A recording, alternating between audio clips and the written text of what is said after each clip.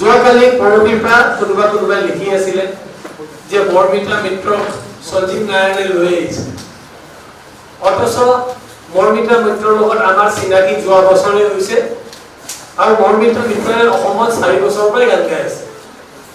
আমি কিন্তু যোৱা বছৰহে চিনাকি হৈছোঁ বৰমিতা মিত্ৰৰ লগত। গতিকে সেইখিনি কথা মই ক্লেৰিফাই কৰি দিব বিচাৰিছোঁ। যিবোৰ মানুহে লিখি আছে, 2-4 জনে লিখি থাকে, তেখেতসকলেও গম পাই যাওক, জানে তেখেতসকলে, তথাপি মই আপোনালোকক স্পষ্ট কৰি দিছোঁ। দ্বিতীয় কথা, তেখেতসকলে কয় যে আমি প্ৰমোট কৰি আছোঁ। আমি কাকো প্ৰমোট কৰিবলৈ নাযাওঁ। আমি বৰমিতা মিত্ৰক যদি মানুহে ভাবে প্ৰমোট কৰিছোঁ, আমি সকলো শিল্পী আজি নহয় সদায় প্ৰমোট কৰি আহিছোঁ। আৰু আজি 25 বছৰৰ পৰা আপোনালোকে সকলোৱে জানে যে প্ৰাগে শিল্পীক, বিশেষকৈ যিকোনো শিল্পীক সদায় সহায় কৰি আহিছে, সদায় প্ৰমোট কৰি আহিছে, কাৰো বেয়া কেতিয়াও চিন্তা কৰা নাই। আৰু যোনে যেনেকা যেতিয়া বিচাৰে আমাৰ সহায়, আমি সদায় সহায় কৰি আহিছোঁ। আজি অত্যন্ত দুখেৰে ক'ব লাগে, এটা কোনোবাই AID ভিডিঅ' বনালে, AID ভিডিঅ' বনাই পেলাই আপলোড কৰিছে বৰমিতা মিত্ৰ আৰু মোৰ লগত, আৰু তালে মই এয়া FIR cyber security FIR file কৰি আহিছোঁ। ফাইল কৰি আহি পেলাই এতিয়া সেইকাৰণে প্ৰেছ মিটটো দিছোঁ আপোনালোকৰ ওচৰত। বৰমিতা মিত্ৰ মোৰ ছোৱালীতকৈও সৰু আৰু মোৰ ছোৱালীক বাইদেউ বুলি মাতে, আৰু মোক সদায় কয় যে আপোনাক মই মোৰ দেউতাৰ সমান সন্মান কৰোঁ। সেই ছোৱালী এজনীৰ ভিডিঅ' এটা AI দি পেলাই ভিডিঅ' বনাই দিয়াটো একদম সহজ, এনেকৈ বনাই দিলে। তেনেকুৱা ধৰণৰ কাম আমাৰ কাৰণে কৰিবলৈ আৰু সুবিধা, কাৰণ মোৰ তাত 1500 কৰ্মচাৰী আছে এইবিলাক কৰিবৰ কাৰণে। তথাপি আমি সেইবোৰ কাম নকৰোঁ।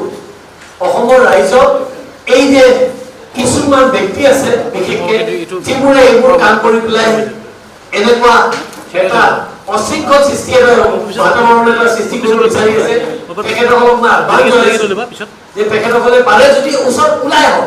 মনে মনে চোৰৰ নিচিনা বস্তু লিখি পেলাই চোৰৰ নিচিনা লুকাই থাকি লাভ নাই। আমাক ওলাই আহক, ওলাই আহি পেলাই আমাৰ সন্মুখত গৈ পেলাই আমাৰ লগত তৰ্ক বিতৰ্ক কৰক। আমি সাজু আছোঁ, যিকোনো বস্তুৰ উত্তৰ দিবলৈ সাজু আছোঁ, আৰু যিকোনো কথাটো আমি সাজু আছোঁ। এতিয়া মই FIR-টো দি আহিছোঁ, আৰু এই কেছটো আমি এৰি নিদিওঁ। আমি একদম শেষলৈকে যাম। IAS নোহোৱালৈকে যোনে আপলোড কৰিছিলে, যোনে বনাইছিলে, সেই বনোৱা ব্যক্তিজনক মই পুলিচকো আহ্বান জনাইছোঁ, অসমৰ ৰাইজকো আহ্বান জনাইছোঁ, তেখেতসকলেও আমাক সহায় কৰক যেন আমি এইবোৰ মানুহক ধৰি আনিব পাৰোঁ আৰু ধৰি আনি উচিত শাস্তি দিব পাৰোঁ।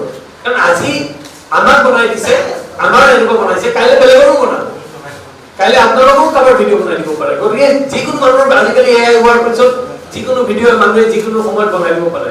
গতিকে আহ্বান জনাইছোঁ মই ৰাইজক, যোনে যোনে জানে তেখেতসকলে দিয়ক।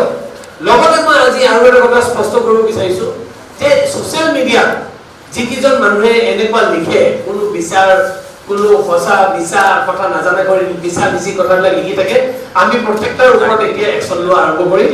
আমি কেছ কৰিম, প্ৰত্যেকটাক উচিত তদন্ত হওক, কৰি পেলাই তেখেতসকল আহক, আহি পেলাই কোৰ্টত লৈ আনক, কোৰ্টত তেওঁক শাস্তি দিয়ক। আমি প্ৰত্যেকজনৰ ওপৰত কৰিম। এতিয়া বিশেষকৈ 4-5জন মানুহৰ মই নাম ক'ব বিচাৰিছোঁ আজি আপোনালোকৰ ওচৰত।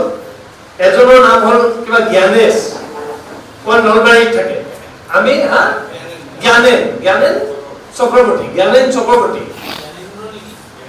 নাজানো আৰু জ্ঞানেন জ্ঞানেন্দ্ৰ চক্ৰৱৰ্তী। হয়তো তেখেতে ভাবিছিলে কিবা আমাৰ পৰা পইচা পাতি বা ক'ৰবাত কিবা পাব, এইবিলাক লিখিলে। আমিতো কাৰো লগত, আমি নিজে এটা মিডিয়া হাউচ বনাওঁ, চলাওঁ। আমি নিজে মিডিয়াক জন্ম দিয়া মানুহ ইয়াত অসমত। গতিকে আমাৰ পৰা আমি আৰু সেইবোৰ কাম কৰিম নেকি?